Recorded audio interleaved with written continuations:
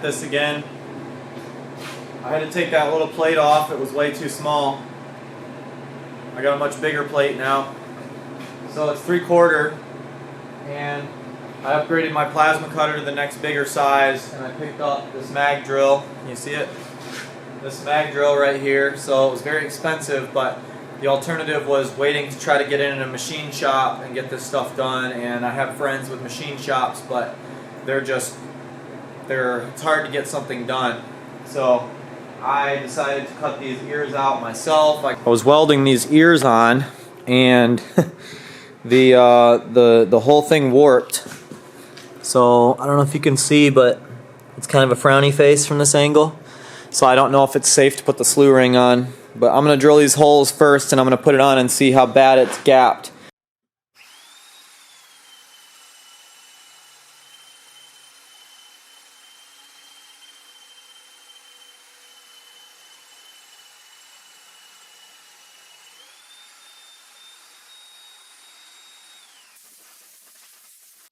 This mag drill is really amazing. You can do huge, thick pieces of metal drilling with it, and it doesn't break your wrist. It's pretty awesome. You got to make sure to put the center punch hole in the exact right spot, because it will just follow the center punch hole.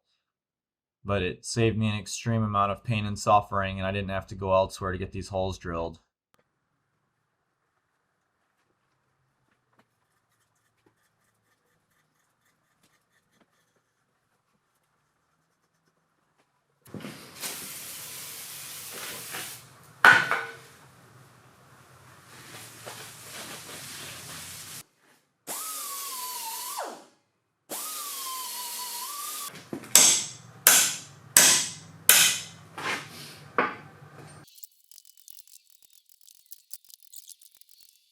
I didn't have a chance to record when I was installing the plate onto the chassis. It was just too hard and complex of a process to try to struggle and put those bolts in. It seems like it would be simple, but there were some hiccups along the way.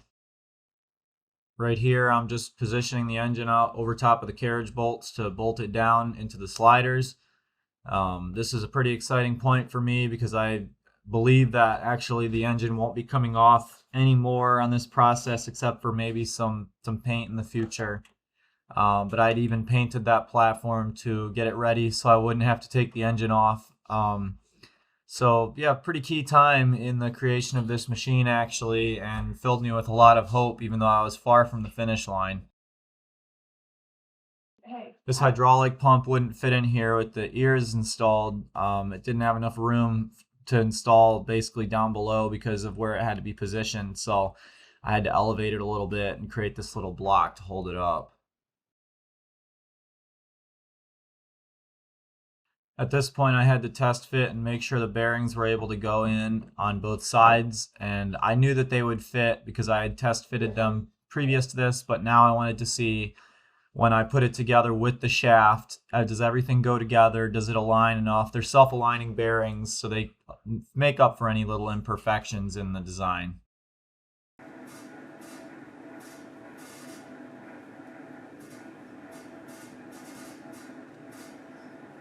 Alright, it's been a pretty long day. I couldn't show you guys all the stuff I did. It was impossible. I was running around like a chicken with my head cut off. We got the platform mounted.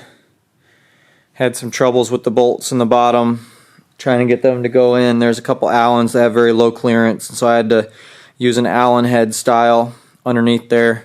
And they were right up against the wall, and they had to have the heads grinded to make them fit.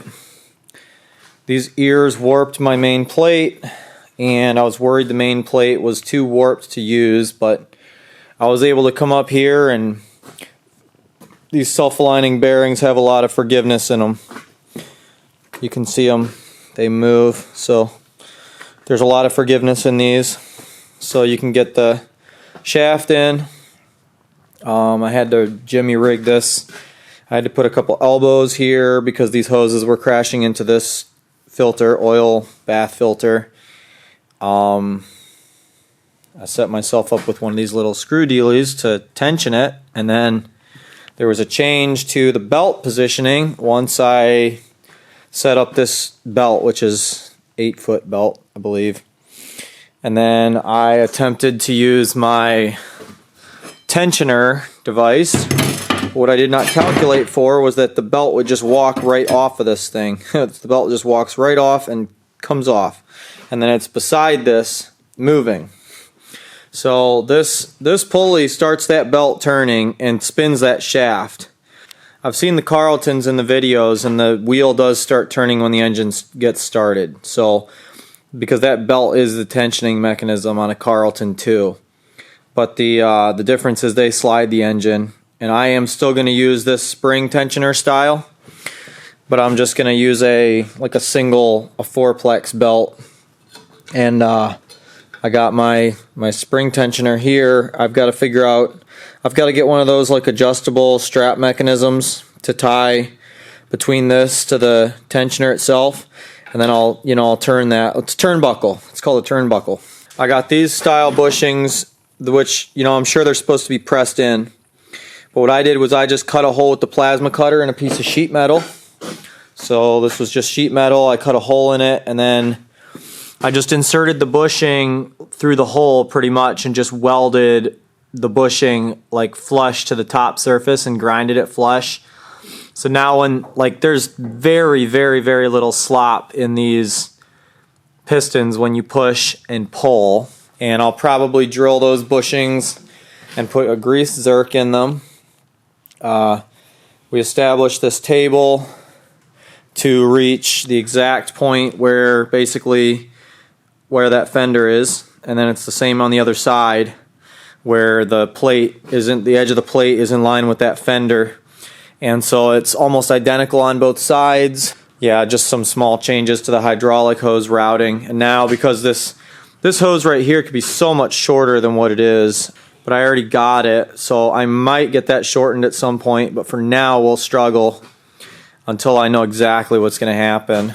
But every time I move this engine, I've got to move this pump. And so I used a bunch of washers to get it up because the pump was crashing into this ear, and I didn't want to cut the ear. I felt like that was going to be a problem more so than lifting this on washers, because if I cut that ear, and that's structural, and that could have a problem in it later. I'll come up with a mechanism whereby... So that's it for today. I'll see you in the next scene. Alright, now in the quietness of the evening, I'm going to show you guys what we ended up with. So, very sorry you didn't get to see the progress of my work as I was creating this, but it was very hard for me already to be building this, and I didn't have the talent for it. So I did my utmost best and had lots of hiccups along the way, and I'm here to show it to you at this point now. Okay, so I built this cutter head right here, this whole shroud assembly part, which is like a framework, and I basically welded all that together separate inside the shop. I had to have this piece of pipe specially grinded to 2 15/16, but just the right size to fit, focus, inside of these bearings as a slip fit, not a slop fit. And then I had to, of course, install the shaft. But I had to acquire this pipe, which had to be sized perfectly by an expert shop. And then repeatedly had to change the positioning of the hydraulic pump. But once we got established with this cutter head, holder, obviously we had to create a set of slots right here for these bearings to go into. So you can see there's a slot there and one right there, and your bearings are down here, and so those had to be able to slide to be able to tension this belt right here. So I don't know why I thought a giant pulley would be fine over here, but this pulley's quite big.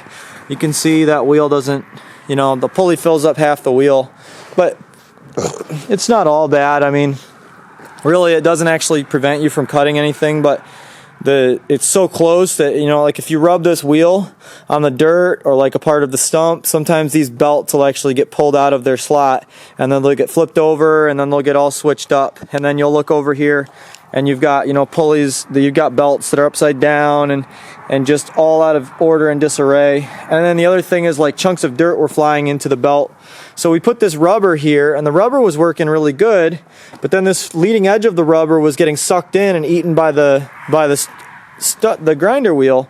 So we're kind of still struggling with that, but the real concern was actually like just stray particles that shoot to the operator station, which these are the controls. So standing right here, as this head is moving left to right, you're basically getting pelted with these little chunks that simply do not feel good. They hurt, and man alive, they are aggressive.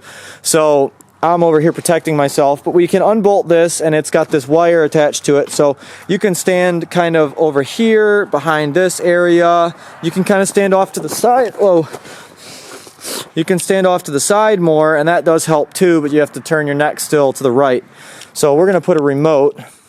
Another problem we had was this cylinder was a 2.5-inch cylinder to start with, and the system pressure I was running was not, which is like the comfortable system pressure for this pump, okay, was not enough to lift this this cutter head. Once everything was all assembled and all the weight was on it, it wasn't able to lift that without raising the system pressure beyond what this pump could actually handle. So we just went to a larger size ram, and this ram moves the cutter head a lot slower now. So that's actually really nice to be able to move it slower. What I might do is, to help me, I'll put a bigger ram on the pivot too. Something's going on with this ram. I'm not really sure what, but it seems to be quite sloppy. You can't really tell now, but when we were driving, it's like that's like a plunger going in and out, and it seems like there shouldn't be any air inside that. I don't know why there would be air in there, but it's acting like it does. So I don't know if it has a leak or something. But we're gonna figure that out, and we might switch that for a bigger ram to try to get the pivot, the left to right, to move a little bit slower, and then we'll just run a higher flow rate on our flow rate controller. The disengage mechanism, we put a bigger spring on it. So yeah, well, you can see it now. So we put a threaded eye bolt down into the table down there, and then we just hooked our spring to it, and once the spring was hooked on, we threaded on a nut from underneath. So you can see, you know, the top nut right there, and then there's a bottom nut, and that bottom nut allows you to tighten it down, basically, and tension that spring. So that's how that tensioner works. And then, you know, you pull this down, and it's lock this clasp. It's hard to do with one hand. Lock this clasp on here, and now the belt is slack, so you can start the engine if the cutter wheel's jammed. So far I haven't yet had it shut off the engine. What it actually does instead is the engine will just be squealing these belts. So these belts will start to get smoked out a little bit, and you'll hear squealing, and that's when you know that something is not right. You know, I think these little smaller pulleys do not have as much contact area, and that is creating a little bit of a potential problem. It would have been better if they were a larger size because they have more contact area, but that's fine. It's not too bad. We had trouble determining the geometry for this big piece right here, so we just put a big old giant honking piece on there, and then we just braced it with this right here, because obviously that cylinder is pulling down, which is kind of like cranking this weld right here. It's trying to twist that weld this way. So if it's trying to twist it this way, then we put a brace right there, then it distributes the force better. I had to put this big disc weight. This is the old blower, actually, from the Bandit 1290 that this used to be. But I basically went, as soon as I put the cutter wheel and then the front shiv on, the whole machine just tipped, and this tongue was up in the air. So, you know, of course I was able to lift it back because it was perfect balance, but I took my Bobcat and I put this, which probably weighs like 300 pounds, maybe 300 pounds, maybe more, I don't know. This piece balances it out, but it definitely needs a lot more weight than this. And the other problem too is like where the slew ring is, which is right under the engine. So like where the engine is, that's like the pivot where everything happens. And it would have been good if it was pivoting like up here. But this was how I kind of established it, because it had these two frame rails right there. And so I built my center table where the frame rails were, and then I had to have room for the engine. So the engine had to have room not to crash into that fuel tank. I mean, I definitely could have had it farther back here. I definitely could have had the fuel tank over here, but it would have been a lot more work. So what we did is we established it where the way that required the least amount of like crazy engineering skill and work. I didn't have years to put this together, okay? I need to start making money with this right away. So I swapped out the ball for this awesome Demco ball.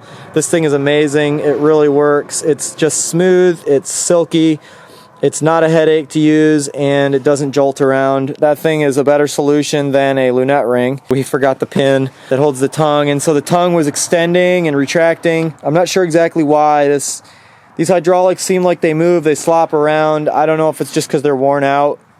This thing felt like it was plunging in and out. Maybe there's air in the system. I don't really know, but it shouldn't have air in the system. It should have all purged out by now. That's pretty much it. Just wanted to show you guys what all went into this. We're still a work in progress here. It needs shrouds to cover this belt. This belt sucked in some dirt and pebbles, and it has these pock marks on it where it was damaged, so that is not a good thing, and those are leaving rubber marks on this idler, which is not a good sign ever when I see something like that.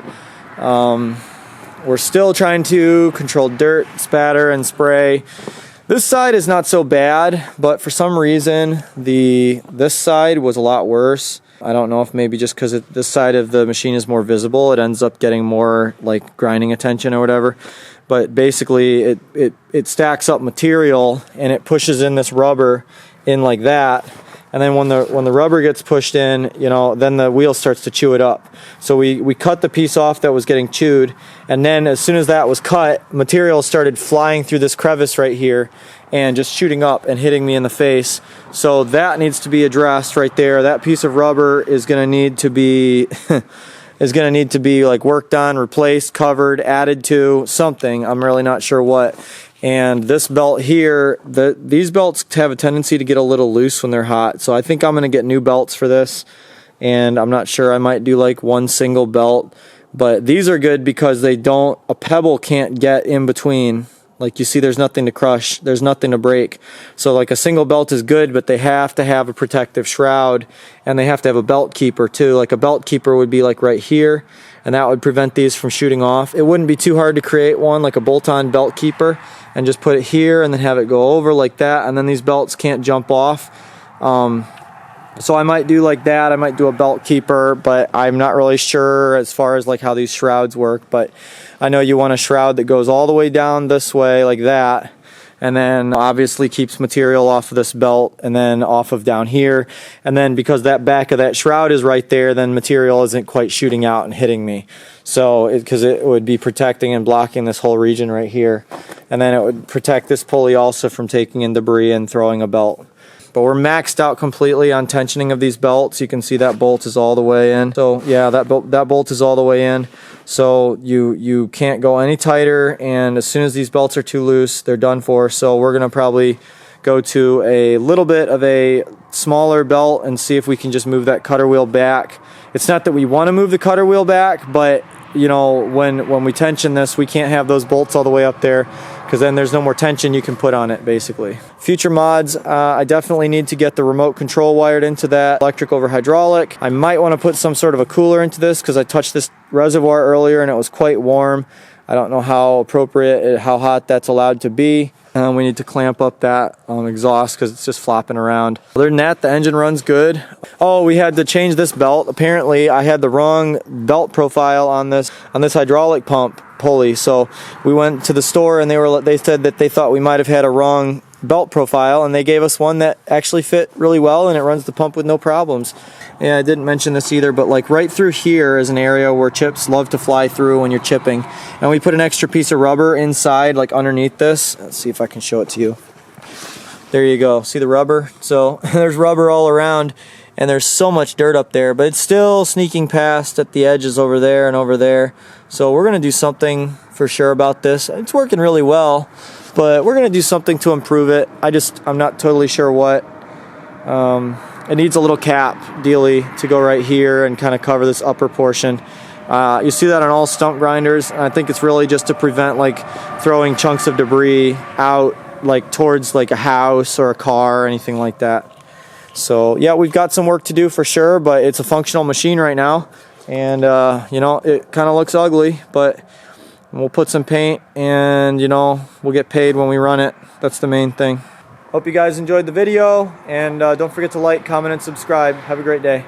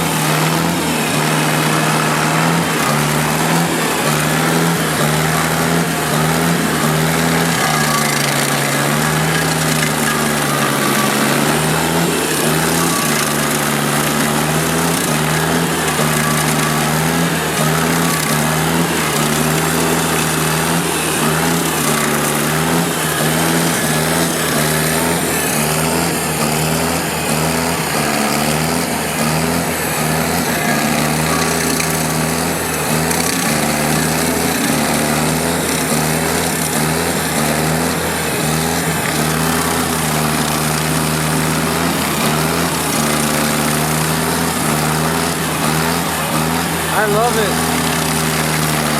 I love it, buddy. I love it. I really do.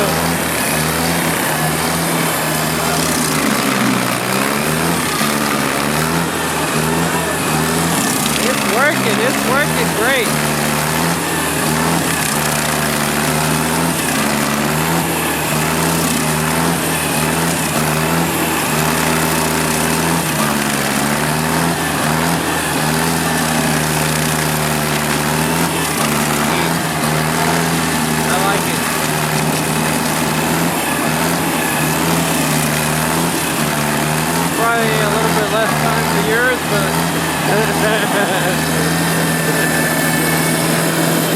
move the truck. Let me move it. Yeah, as long as it's not throttled up. No! Is that grass?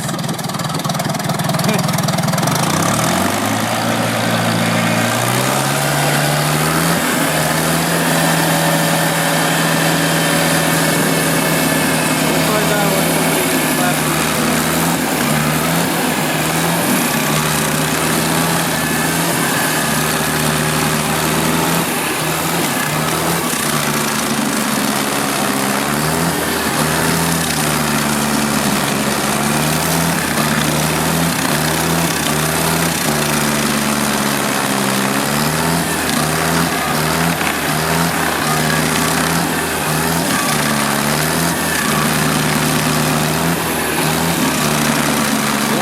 Fine.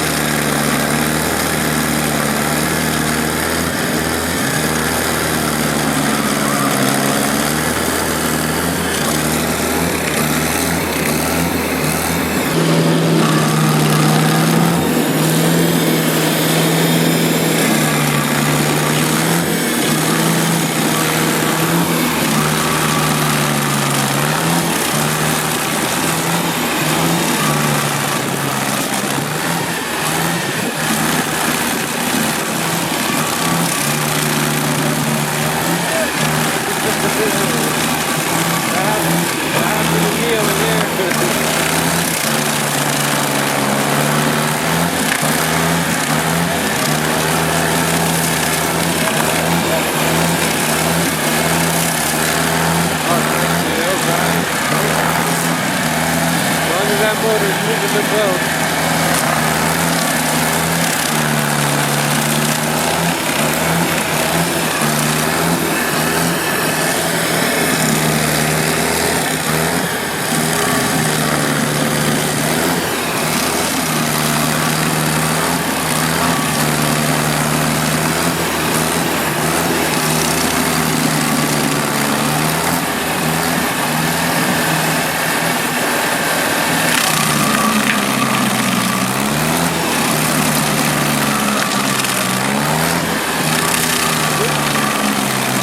Taking a big spine right there, that's why. That hurts! It hit you on the knee? Oh, man. Yeah, that is one bad problem about this.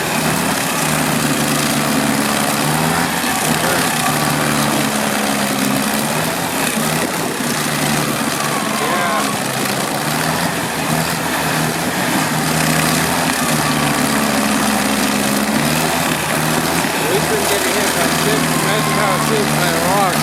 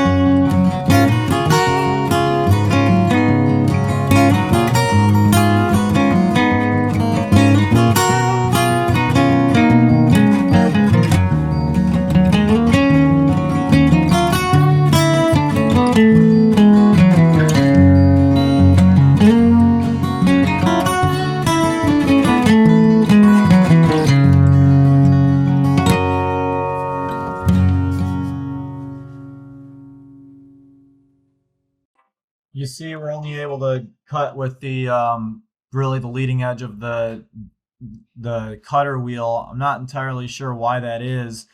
It seems like the basically the machine just doesn't simply have enough rigidity to prevent it bouncing and moving around. But I think this cutter wheel's really only got side teeth on it just to allow you to cut through dirt when you need to cut through 6 inches of dirt. But the front cutting edges are basically the main ones that do the work. And I've heard this from a lot of different sources.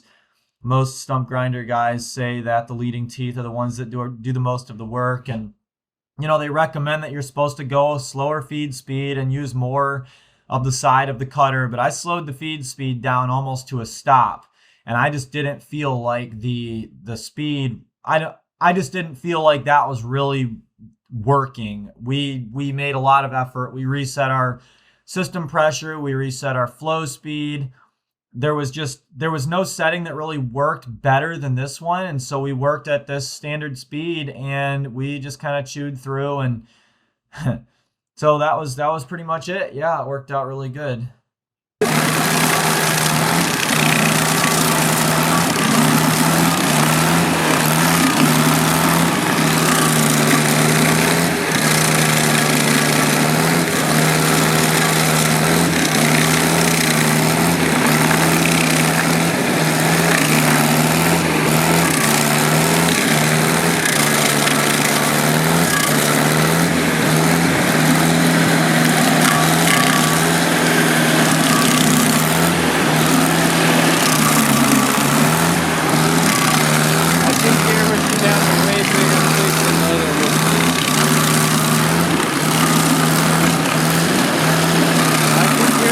Out way more than other machines.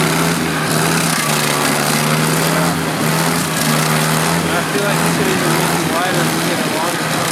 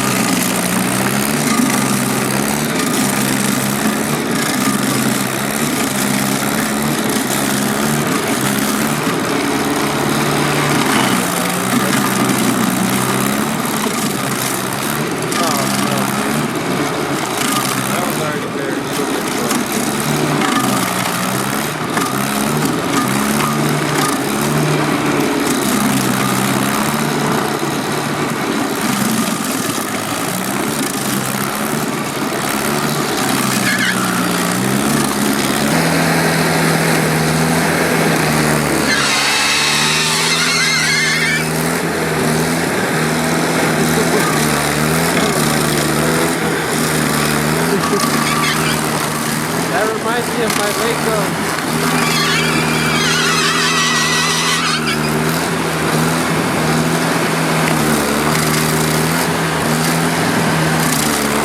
We don't need to go that far in that.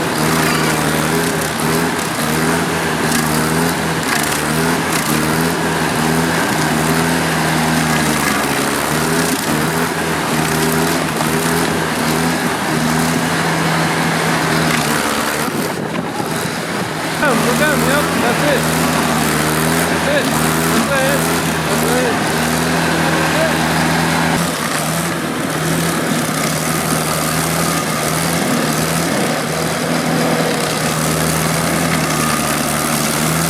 don't believe my eyes.